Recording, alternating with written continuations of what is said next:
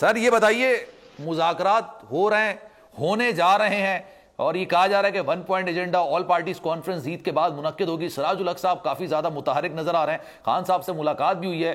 Sir ये जो पिछला एक साल क्योस का गुजरा, आपको लग रहा है उम्मीद की कोई किरण आई है, सियासी मामला सियासी लोग ही सेटल करें?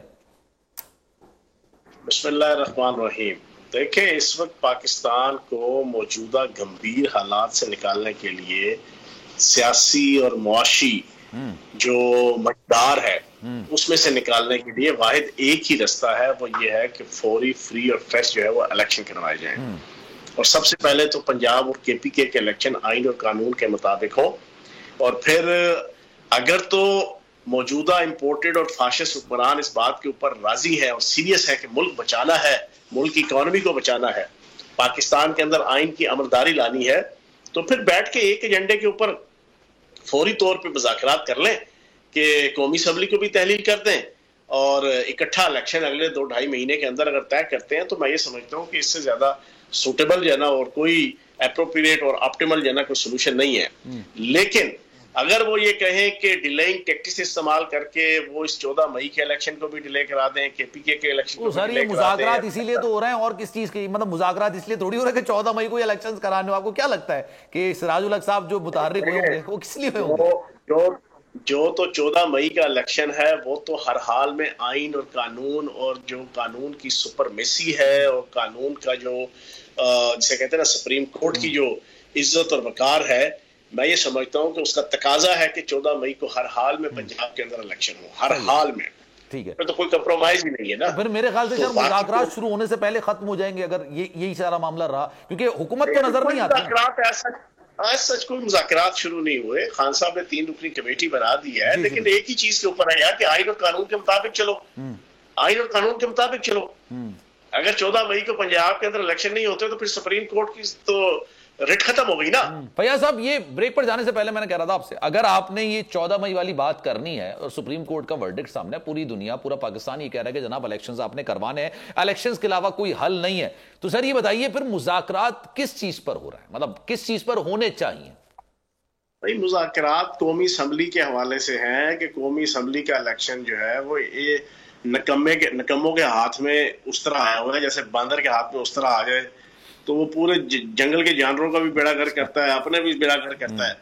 तो ये जो बंदरों के हाथ में उस तरह आया हुआ है पिछले 1 साल से, वो उस तरह उनके हाथ से लिया जाए और पाकिस्तान जो दिन ब दिन तबाही और बर्बादी की तरफ जा रहा है इकोनॉमिकली, और ये घुंघरू पहन के जो IMF के सामने जनाब जिन्नी तेरी मर्जी नचा सोने के तहत जनाब ये डांस करने लगे हुए हैं, नाचने लगे हुए हैं, लेकिन IMF इनको लिफ्ट नहीं करा रहा। सही है। इन हालात के अंदर कौमी असम्बली का इलेक्शन पाकिस्तान की वफाकी हुकूमत, सॉलिड हुकूमत, अवाम की नुमाइंदा हुकूमत, अवाम की मोहब्बत प्यार रखने वाली हुकूमत बनाने के लिए जो है वो अगर कोई मुज़ाकरात करता है। मैंने आपकी बात मान ली सर। अब जरा मुझे एक बात बताएं, एक सेकंड के लिए आप ये देखें कि अब इस वक्त PDM नून लीग की नुमाइंदगी करने वाला कोई शख्स यहां पर मौजूद हो, उसको पता हो यार 14 मई की इलेक्शंस पर हमने कोई बात नहीं करनी, यानी पाकिस्तान तहरीक इंसाफ ने कोई बात नहीं करनी, हमने बात करनी है जनरल इलेक्शंस की, तो उनके पास कैसे ये मुज़ाकरात में कुछ दिया जाता है, कुछ लिया जाता है, तो उनके पास तो लॉस ही लॉस है।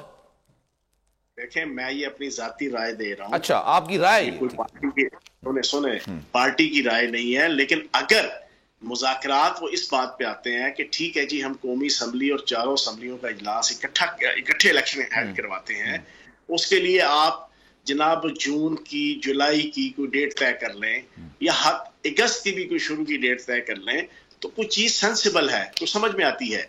लेकिन ये नहीं है, मैंने शुरू में भी आपको कह दिया के लिए एक्सेप्टेबल होगा ना, मतलब आप कर जून जुलाई में अगर आप कर लेते हैं, बकरीद के बाद अगर कर लेते हैं, अगर चारों असम्बलियां और सूबाई और कौमी असम्बली पांचों असम्बलियों का इकट्ठा इलेक्शन जुलाई के एंड में या अगस्त के पहले हफ्ते में या अभी कौमी असम्बली तोड़ के, तो चलो कुछ चीज समझ में भी आती है। लेकिन वो ये कहें कि नहीं जनाब आप कौमी हुकूमत बना ले 2 साल के लिए, और ये जो 14 मई का इलेक्शन वो तो फिर सुप्रीम कोर्ट में भी चैलेंज हो जाएगी ना, वो तो रास्ता ही नहीं होगा ना, वो तो सुप्रीम कोर्ट में भी चैलेंज हो जाएगी।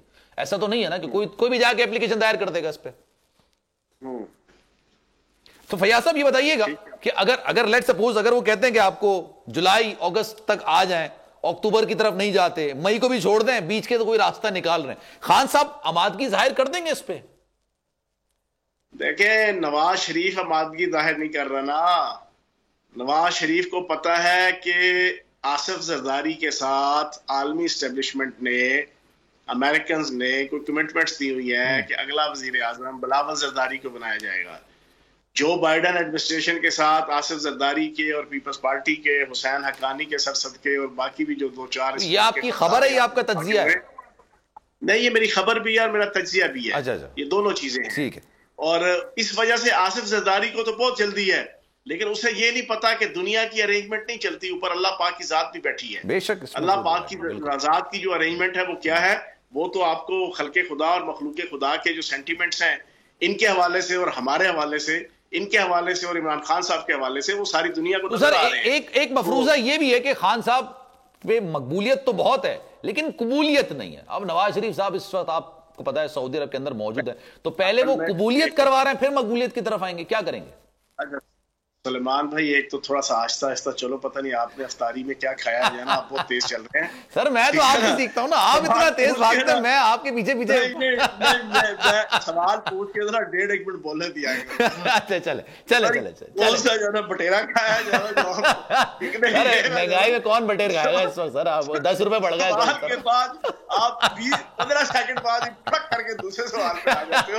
यार ये मेरे लिए हजम नहीं होता। चले तरीके से चले ठंडे खाते। अच्छा हाँ, अब आपने क्या सवाल पूछा?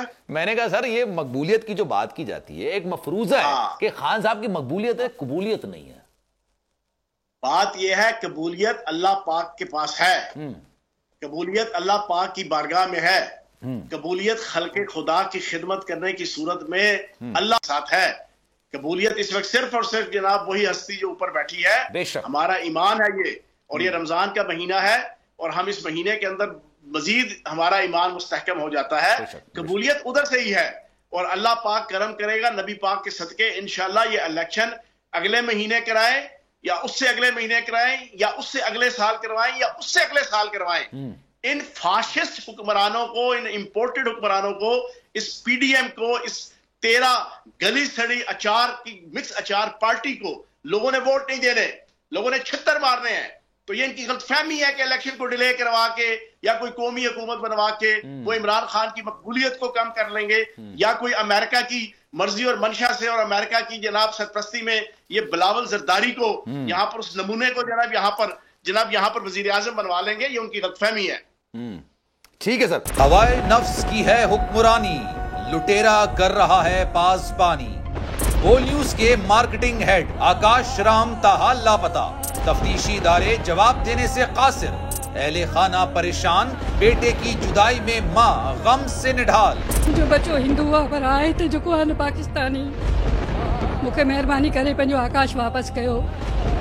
हुकूमत से बेकसूर और मुहिब्बे वतन बेटे की बाजियाबी के लिए फरियाद। आकाश राम के अगवा के खिलाफ अहले खाना की जानिब से सुप्रीम कोर्ट में दरख्वास्त दायर। सुप्रीम कोर्ट के चीफ जस्टिस उमर अता बंदियाल से आकाश राम के अहले खाना की जल्द समाअत की इस्तदा। समी इब्राहिम और सिद्दीक जान का सुप्रीम कोर्ट के बाहर एहतजाजी कैंप का ऐलान कि सोमवार के दिन से हम सुप्रीम कोर्ट ऑफ पाकिस्तान के सामने कैंप लगाएं और हम सब सुप्रीम कोर्ट ऑफ पाकिस्तान के सामने बैठ जाएं और उस वक्त तक नहीं उठेंगे जब तक आकाश वापस नहीं आए। मुश्किल की इस घड़ी में आलमी मीडिया ने भी उठाई आवाज।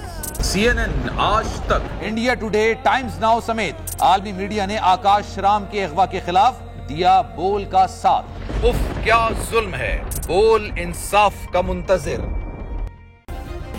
सब्सक्राइब करें और बेल दबाएं ताकि कोई खबर रह न जाए।